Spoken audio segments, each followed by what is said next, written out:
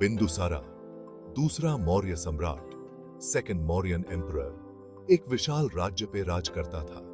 उसकी पत्नी धर्मा ने एक बेटे को जन्म दिया। उन्होंने उसका नाम अशोक रखा।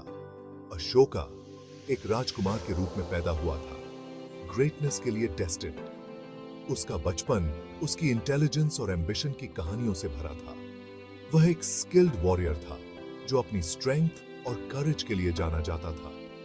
अशोका मौर्य कोर्ट के स्प्लेंडर में पला बढ़ा। उसने वॉरफेयर और स्टेटक्राफ्ट की कला सीखी। उसके पिता बिंदुसारा ने उसकी पोटेंशियल को पहचाना। अशोका को एक पावरफुल रूलर बनने के लिए तैयार किया गया था। कम उम्र से ही अशोका ने रिमार्केबल लीडरशिप क्वालिटीज दिखाई। उसने अपने साथियों से रिस्पेक्ट और एडमिरेशन प्राप्त की। उसकी शार्प माइंड और स्ट्रेटेजिक थिंकिंग ने उसे अलग दिखाया। अशोका ही अच्छी सी चंबोरी साहब अनफॉरगेटेबल छाप छोड़ने के लिए डेस्टिन्ड अनफॉरगेटेबल छाप। चाणक्य, जो कि एक ब्रिलियंट स्ट्रैटेजिस्ट थे, ने मौर्य साम्राज्य को आकार देने में एक महत्वपूर्ण भूमिका निभाई। उन्होंने चंद्रगुप्ता मौर्य और बिंदुसारा दोनों के मुख्य सलाहकार के रूप में काम किया। उनकी विजडम और कनिंग उनके पावर में आने में महत्वपूर्ण साबित हुई। हालांकि अशोका के शुरुआती जीवन पर चाणक्य के डायरेक्ट इन्फ्लुएंस के बारे में पता नहीं है, लेकिन उनकी टीचिंग्स ने मौर्य कोर्ट को प्रभावित किया। ऐसा माना जाता है कि गवर्नेंस और डिप्लोमेसी के चाणक्य के सिद्धांतों ने अशोका की सोच को प्रभावित किया। अर्थशास्त्र, चाणक्य की मास्टरपीस, ने युवा राजकुमार के लिए एक गाइड का काम किया। एक मजबूत सेंट्रलाइज्ड स्टेट, एक पावरफुल मिलिट्री और श्रूड डिप्लोमेसी पर चाणक्य के एम्फेसिस ने अशोका को प्रभावित किया। ये सिद्धांत बाद में अशोका के शासनकाल को आकार देंगे, कॉन्क्वेस्ट और पीस दोनों में। चाणक्य की विजडम के बीच अशोका के दिमाग में उपजाऊ जमीन पाई। अशोका की मिलिट्री प्रोवेस उनके शासनकाल की शुरुआत में ही स्पष्ट हो गई थी। उसने कई कॉन्क्वेस्ट्स के माध्यम से मौर्य साम्राज्य का विस्तार किया। उसकी एम्बिशन की कोई सीमा नहीं थी। अशोका की सेनाओं ने पूरे भारतीय उपमहाद्वीप में चढ़ाई की, राज्यों को अपने अधीन किया और अपनी शक्ति को मजबूत किया। एक उल्लेखनीय कॉन्क्वेस्ट पूर्वी तट पर एक शक्तिशाली राज्य कालिंगा का एनेक्सेशन था।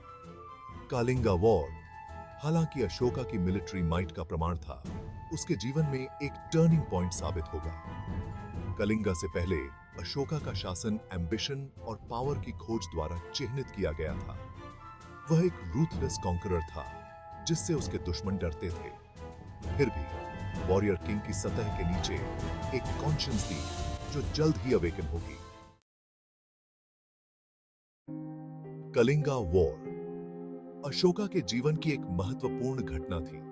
यह एक क्रूर और खूनी संघर्ष था जिसके परिणाम स्वरूप बहुत बड़ी संख्या में लोग मारे गए और लोगों को सफरिंग का सामना करना पड़ा। अशोका की जीत एक भयानक कीमत पर मिली।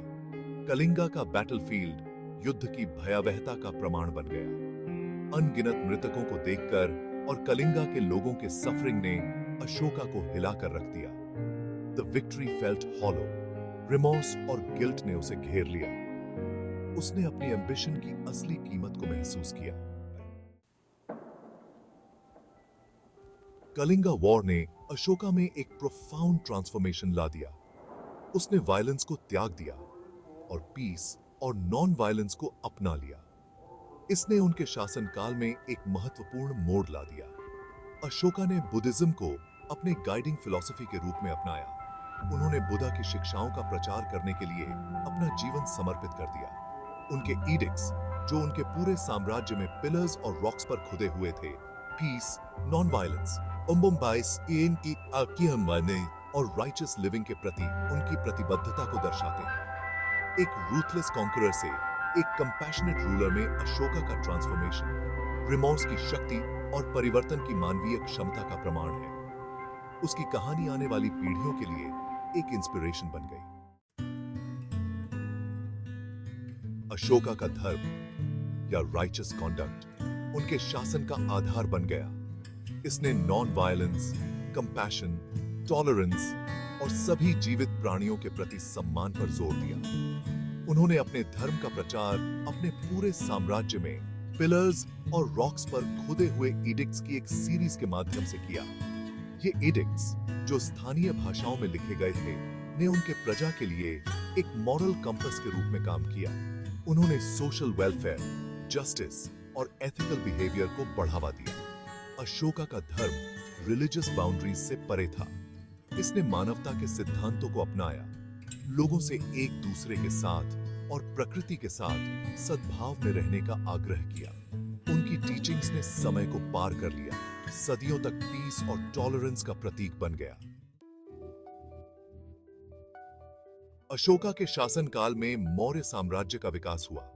उनका फोकस मिलिट्री एक्सपेंशन से हटकर सोशल वेलफेयर, एजुकेशन और धर्म के प्रसार पर केंद्रित हो गया। उन्होंने लोगों और जानवरों दोनों के लिए हॉस्पिटल्स बनवाए। अशोका ने एजुकेशनल इंस्टीट्यूशंस की स्थापना की और आर्ट, लिटरेचर और फिलॉसफी के विकास को इनकरेज किया। उनका शासनकाल भारतीय इतिहास में एक स्वर्णिम युग का प्रतीक है। अशोका का साम्राज्य आधुनिक भारत की सीमाओं से बहुत आगे तक फैला हुआ था। उनका प्रभाव अफगानिस्तान, पाकिस्तान, बांग्लादेश और नेपाल के कुछ हिस्सों तक पहुंच गया था। उनके एमिसरीज दूर दराज के देशों में यात्रा करते थे, पीस और धर्म का संदेश फैलाते थे। अशोका के शासनकाल ने भारतीय इतिहास पर एक अमिट छाप छोड़ी। उन्हें अब तक के सबसे महान और सबसे बेनेवोलेंट रूलर्स में से एक के रूप में याद किया जाता है। उनकी विरासत भारत की सीमाओं से परे है। पीस, नॉन वायलेंस और राइचस लिविंग का अशोका का संदेश पूरी दुनिया में गूंजता रहता है। उनके एडिक्ट्स कंपैशन की शक्ति और एथिकल लीडरशिप के महत्व की एक टाइमलेस याद दिलाते हैं। अशोका की कहानी परिवर्तन की परिवर्तनकारी शक्ति का प्रमाण है। यह हमें सिखाती है कि कंपैशन और विजडम के माध्यम से सबसे क्रूर व्यक्ति भी मोचन पा सकता है। उनका जीवन और शिक्षाएं पीढ़ियों को एक अधिक न्यायपूर्ण और शांतिपूर्ण दुनिया के लिए प्रयास करने के लिए प्रेरित करती रहती हैं।